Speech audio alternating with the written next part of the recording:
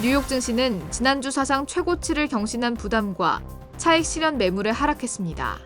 뉴욕 증권거래소에서 다우지수는 전거래일 대비 0.25% 하락한 38,989.83에 마감했고요.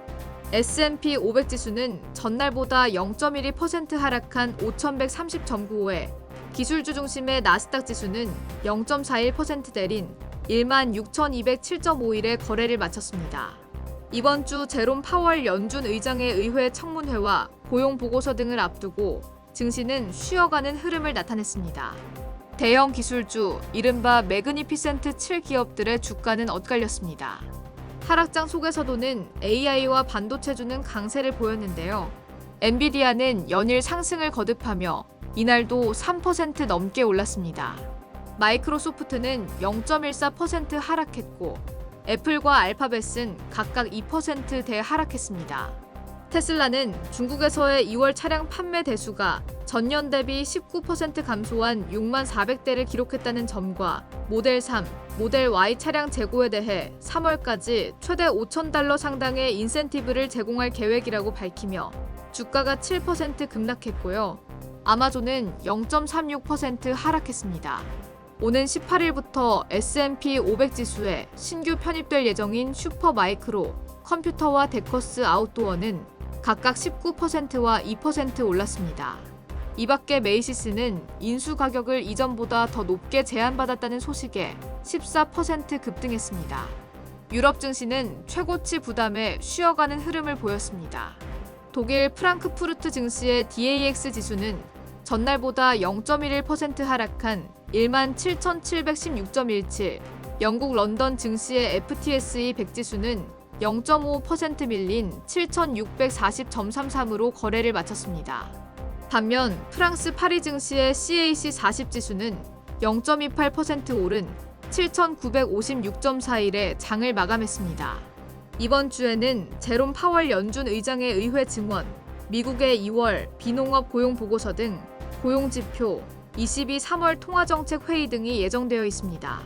종목 가운데 비만 치료제, 위고비 제조사인 덴마크 제약회사 노보 노디스크의 주가가 3.1% 오르며 사상 최고치를 기록했습니다. 반면 세계 최대 혈액제제 회사인 스페인 그리폴스는 부진한 실적 발표에 주가가 10% 급락했습니다. 아시아 증시도 확인하겠습니다. 아시아 증시는 일본과 대만 증시가 사상 최고치를 경신하는 등 대체로 상승했습니다. 일본 니케이 225 지수는 전날보다 0.50% 상승한 4109.23에 장을 마감하며 사상 처음으로 4만 선을 돌파했습니다. 이날 대형 반도체주 중 도쿄 일렉트론과 어드밴테스트가 각각 2%와 3% 상승했습니다. 중국 상하이 종합지수는 전날보다 0.41% 상승한 3039.31에 마감했습니다. 중국 증시는 양회 기대감이 작용했습니다. 국정자문기구 격인 정협은 이날 베이징 인민대회당에서 막이 올랐고 국회 격인 전인대는 하루 뒤인 5일 개막합니다. 대만 각원지수는 전장 대비 1.95% 오른 19,305.31에 장을 마치며 사상 최고치를 달성했습니다.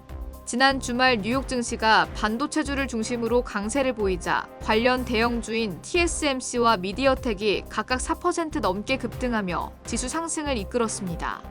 홍콩 항생지수는 전장 대비 0.04% 상승한 16,595.97에 마감했습니다. 오늘의 주요 일정 보겠습니다. 1월 온라인 쇼핑 동향이 발표됩니다. 체외진단 기술을 바탕으로 생화학 진단, 면역 진단, 분자 진단 제품을 개발, 생산, 판매하는 기업인 오상 헬스케어의 공모 청약 마지막 날입니다. 중국에서는 양회가 진행되고 있고요. 미국에서는 2월 ISM 비제조업 지수를 발표합니다.